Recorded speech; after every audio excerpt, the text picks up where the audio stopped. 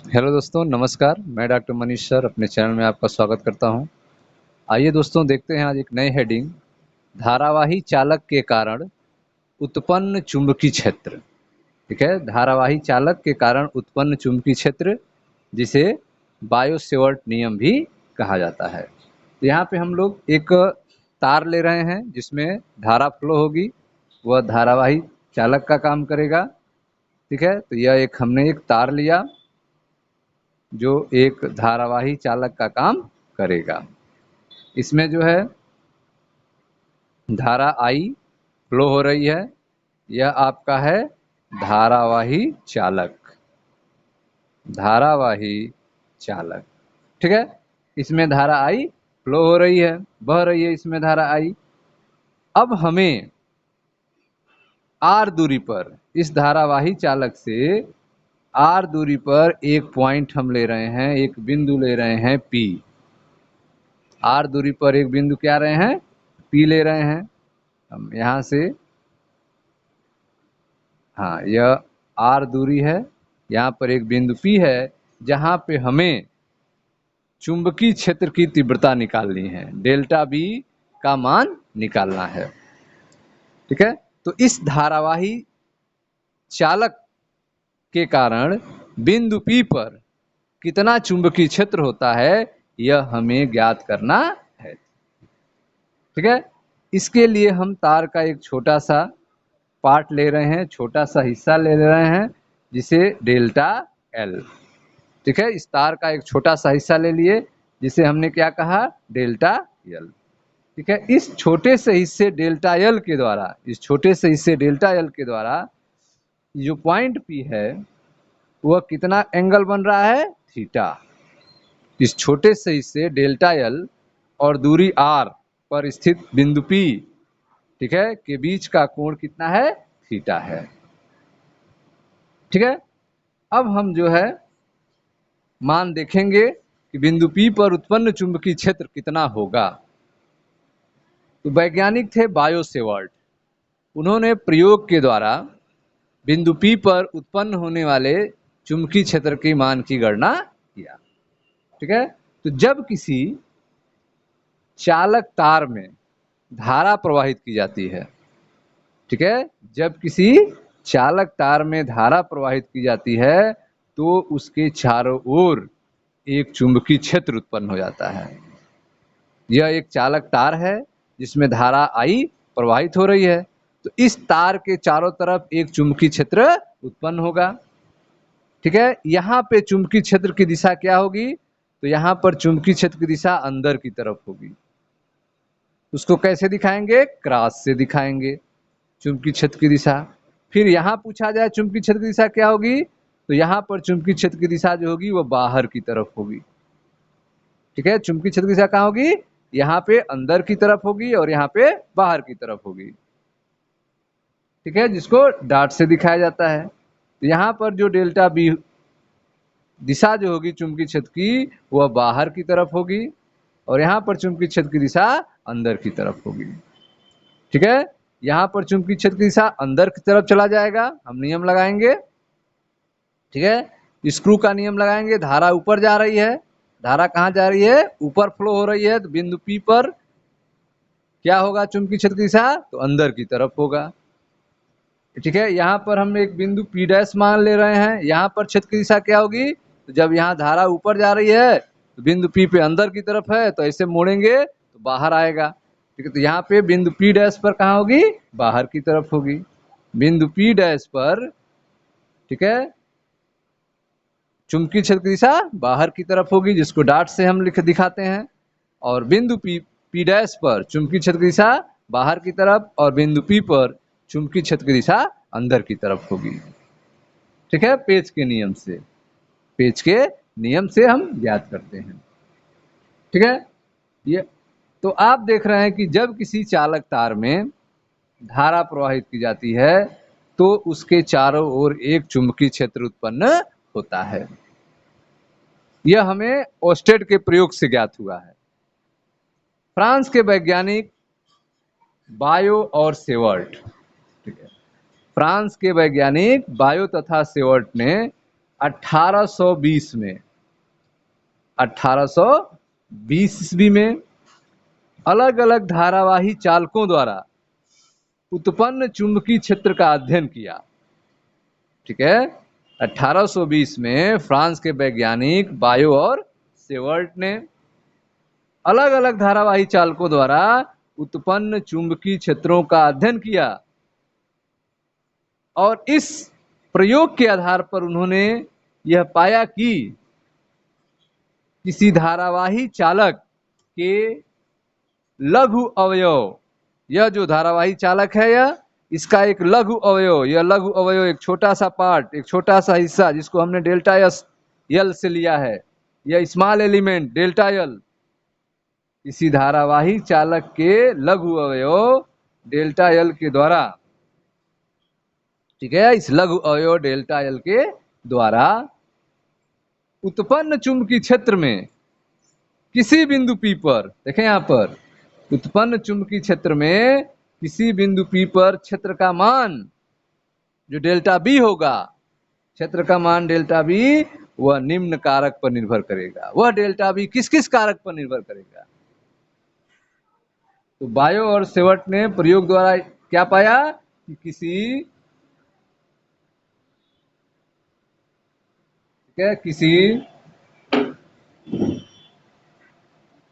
धारावाही चालक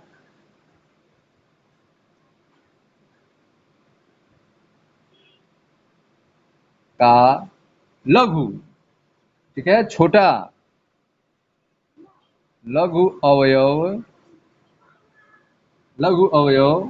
डेल्टा यल, यहां पर हमने क्या लिया है? डेल्टा यल, ठीक है, के द्वारा उत्पन्न चुंबकीय क्षेत्र, उत्पन्न चुंबकीय क्षेत्र, ठीक है, में किसी बिंदु, चुंबकीय क्षेत्र में किसी बिंदु P पर, किसी बिंदु P पर क्षेत्र का मान, क्षेत्र का मान, ठीक है, किसी बिंदु P पर क्षेत्र का मान, क्षेत्र का मान डेल्टा बी, ठीक है, निम्नलिखित कारकों पर निर्भर करेगा, निम्नलिखित कारकों पर निर्भर करता है। ठीक है, डेल्टा बी का मान जो है वह किस किस कारक पर निर्भर करेगा? नंबर एक, यह चालक में प्रवाहित धारा, चालक में प्रवाहित धारा के अनुक्रमानुपाती होता है, धारा के अनुक्रमानुपाती होता है।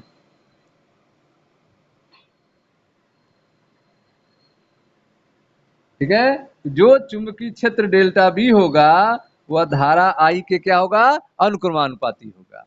अर्थात धारा का मान जितना अधिक होगा, धारा का मान जितना ज्यादा होगा, बिंदु P पर चुंबकीय क्षेत्र का मान भी उतना ज्यादा होगा। धारा का मान जितना कम होगा, बिंदु P पर चुंबकीय क्षेत्र का मान भी उतना कम होगा, अर्थात अनुक्रमानुपाती संबंध होगा। ठीक है, तो पहला उन्होंने पाया कि चालक में प्रवाहित धारा के अनुक्रमानुपाती होता है चुंबकीय क्षेत्र। दूसरा उन्होंने क्या पाया प्रयोग द्वारा? नंबर 2,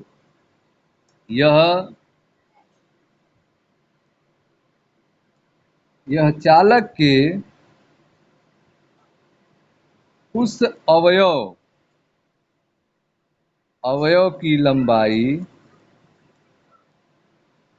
लंबाई डेल्टा यल के अनुक्रमानुपाती, डेल्टा यल के अनुक्रमानुपाती होता है। ठीक है, तो जो यह डेल्टा यल आप लिए हैं, स्मॉल एलिमेंट, छोटा लघु अवयव, इसके भी उत्पन्न चुंबकीय क्षेत्र जो होगा उसके भी क्या होगा, अनुक्रमानुपाती होगा। ठीक है। तीसरा, नंबर 3, यह अवयव की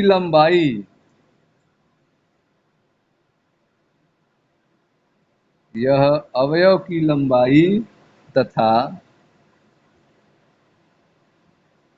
अवयव को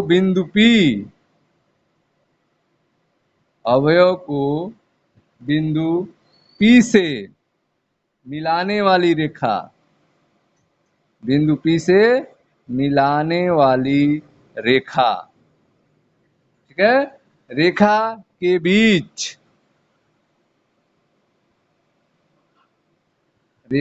बीच बनने वाले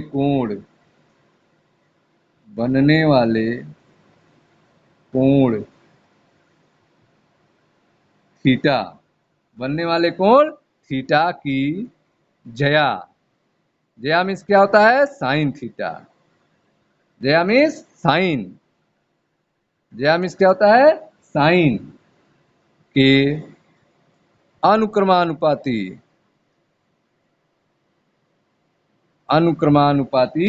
होता है।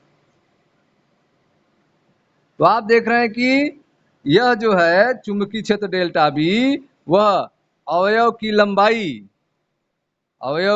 लंबाई जो डेल्टा एल है, इसके द्वारा बिंदु P पर मिलाने वाली रेखा, इस अवयव की लंबाई डेल्टा एल के द्वारा और यह बिंदु P पे मिलाने वाली रेखा के बीच में जो कोण थीटा बन रहा है, यह इसके जया के भी अनुक्रमानुपाती होता है। अर्थात डेल्टा बी जो होगा वह अनुक्रमानुपाती होगा साइन थीटा के।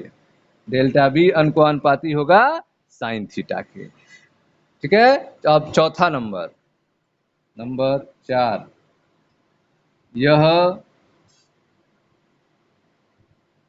बिंदु P की अवयव से दूरी, बिंदु P की अवयव से दूरी कितनी है, r। ठीक है, दूरी स्मॉल r के वर्ग के व्युत्क्रमानुपाती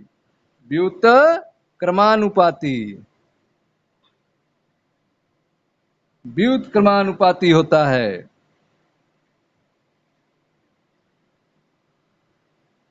ठीक है। तो आप देख रहे हैं कि जो बिंदु P की दूरी है, अवयव डेल्टा एल से बिंदु P की दूरी कितनी है, r। यह उत्पन्न चुंबकीय क्षेत्र डेल्टा बी इस r के वर्ग के व्युत्क्रमानुपाती होगा। ठीक है। अर्थात डेल्टा बी जो होगा वह इस दूरी r के वर्ग के व्युत्क्रमानुपाती होगा। ठीक है। डेल्टा बी व्युत्क्रमानुपाती 1/r²। तो आप देख रहे हैं कि किसी बायो और सेवर्ट ने प्रयोग द्वारा यह पाया है कि किसी धारावाही चालक का लघु अवयव, यहाँ पे लघु अवयव है डेल्टा एल, यह छोटा सा लघु अवयव है। किसी धारावाही चालक का लघु अवयव डेल्टा एल द्वारा उत्पन्न चुंबकीय क्षेत्र जो होगा, कहां पर, बिंदु P पर। ठीक है। उत्पन्न चुंबकीय क्षेत्र बिंदु P पर, जिसे कितना चुंबकीय क्षेत्र है, डेल्टा बी। यह किस पर निर्भर करेगा, डेल्टा बी। तो डेल्टा बी जो है चालक में प्रवाहित धारा I के समानुपाती होगा, चालक में प्रवाहित धारा I के अनुक्रमानुपाती होगा, डेल्टा बी अनुक्रमानुपाती I। और यह चालक के अवयव के लंबाई डेल्टा एल के अनुक्रमानुपाती होगा। यह जो अवयव है डेल्टा एल, इसके भी अनुक्रमानुपाती होगा, डेल्टा बी अनुक्रमानुपाती डेल्टा एल। ठीक है। और यह जो लघु अवयव डेल्टा एल है और बिंदु P को मिलाने वाली रेखा के बीच में जो कोण बन रहा है थीटा, के जया के अनुक्रमानुपाती होगा। अर्थात डेल्टा बी अनुक्रमानुपाती साइन थीटा। और चौथा आपने देखा कि बिंदु P से अवयव की जो दूरी है r, ठीक है, बिंदु P से अवयव की दूरी r के वर्ग के व्युत्क्रमानुपाती होता है। अर्थात डेल्टा बी व्युत्क्रमानुपाती 1/r²। ठीक है। अब इन चारों नियम को मिला दिया जाए, इन चारों नियमों को क्या किया जाए, मिला दिया जाए, एक साथ लिखा जाए।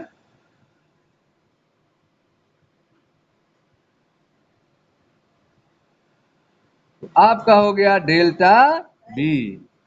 डेल्टा बी समानुपाती आई, पहले क्या है आई, फिर क्या है delta L, I delta L, फिर क्या है sine theta, sine theta upon R square. Delta B समानुपाती I delta L sine theta बटे आर स्क्वायर। ठीक है, डेल्टा बी समानुपाती I delta L sine theta बटे आर स्क्वायर। इस संबंध को बायो-सेवर्ट का नियम कहा जाता है। यह जो संबंध आपको मिला है डेल्टा बी समानुपाती I delta L sine theta बटे आर स्क्वायर, इस संबंध को बायो-सेवर्ट का नियम कहा जाता है। ठीक है, बायो-सेवर्ट ने यह नियम प्रयोगों के द्वारा स्थापित किया था। उन्होंने बताया कि लघु अवयव सूक्ष्म अवयव से आर दूरी पर एक बिंदु पी है, जहां पर उत्पन्न चुंबकीय क्षेत्र जो होगा वह चालक में बहने वाली धारा के समानुपाती, ठीक है, लघु अवयव के समानुपाती, ठीक है, लघु अवयव के द्वारा बिंदु पी कवर बनने वाले साइन थीटा के समानुपाती और लघु अवयव से बिंदु पी की दूरी के वर्ग के व्युत्क्रमानुपाती होता है, अर्थात डेल्टा बी समानुपाती I delta L sine theta बटे आर स्क्वायर। ठीक है, इसे बायो-सेवर्ट नियम कहते हैं। ठीक है, यदि चालक निर्वात अथवा वायु में स्थित हो तब क्या होगा। ठीक है, यदि चालक निर्वात अथवा वायु में स्थित हो उस कंडीशन में क्या होगा। ठीक है, तो आप जो है लिख सकते हैं, समानुपाती हटाएंगे तो डेल्टा बी बराबर म्यू 0/4 पाई, यहाँ पे समानुपाती क्या आएगा हटाने पर म्यू 0/4 पाई आई डेल्टा एल साइन थीटा बटे आर स्क्वायर। डेल्टा बी बराबर म्यू 0/4 पाई आई डेल्टा एल साइन थीटा बटे आर स्क्वायर। यह आपका समीकरण मिल गया, जहां म्यू 0/4 पाई, म्यू 0/4 पाई क्या है अनुक्रमानुपाती नियतांक है। ठीक है, अनुक्रमानुपाती नियतांक है। म्यू 0/4 पाई क्या है अनुक्रमानुपाती नियतांक है। म्यू 0 इसमें क्या है, म्यू 0 जो है वह निर्वात की चुंबकशीलता है। म्यू 0 क्या है निर्वात की चुंबकशीलता, निर्वात की चुंबकशीलता है। ठीक है, परमिएबिलिटी इसको कहते हैं, परमिएबिलिटी म्यू 0 क्या है निर्वात की चुंबकशीलता है। ठीक है, अब यदि धारा आई जो है एम्पियर में हो, धारा आई किस में हो एम्पियर में हो, धारा आई किस में ली गई हो एम्पियर में। ठीक है, डेल्टा एल और दूरी आर यह सब मीटर में लिया गया हो, किसमें लिया गया हो मीटर में, तो उस कंडीशन में म्यू 0 का मान कितना आता है, तो उस कंडीशन में म्यू 0 का मान आता है 4 पाई गुणे 10⁻7, 4 पाई गुणे 10⁻7 न्यूटन बटे एम्पियर स्क्वायर, न्यूटन बटे एम्पियर स्क्वायर। तो यदि आई एम्पियर में हो, धारा किसमें हो एम्पियर में हो, डेल्टा एल और आर मीटर में लिया गया हो, तो म्यू 0 बराबर आता है 4 पाई गुणे 10⁻7, 4 पाई गुणे 10⁻7 न्यूटन बटे एम्पियर स्क्वायर। ठीक है, तो म्यू 0/4 पाई, म्यू 0/4 पाई क्या हो जाएगा, तो म्यू 0 का मान है आपका 4 पाई गुणे 10⁻7, 4 पाई गुणे 10⁻7 बटे 4 पाई, 4 पाई से 4 पाई कैंसिल हुआ, तो म्यू 0/4 पाई बराबर हो गया 10⁻7। म्यू 0/4 पाई कितना हो गया 10⁻7। ठीक है, न्यूटन बटे एम्पियर। ठीक है, न्यूटन बटे एम्पियर स्क्वायर, न्यूटन प्रति एम्पियर स्क्वायर। तो म्यू 0/4 पाई का मान कितना होगा 10 पे पावर ऋण 7 न्यूटन प्रति एम्पियर स्क्वायर। ठीक है स्टूडेंट्स, तो यह हो गया आपका डेल्टा बी बराबर म्यू 0/4 पाई आई डेल्टा एल साइन थीटा बटे आर स्क्वायर। जहां पर म्यू 0/4 अनुपाती नियतांक है जिसका मान 10/7 न्यूटन प्रति एम्पियर स्क्वायर होता है। ठीक है, ये था आपका बायो सेवर्ट नियम।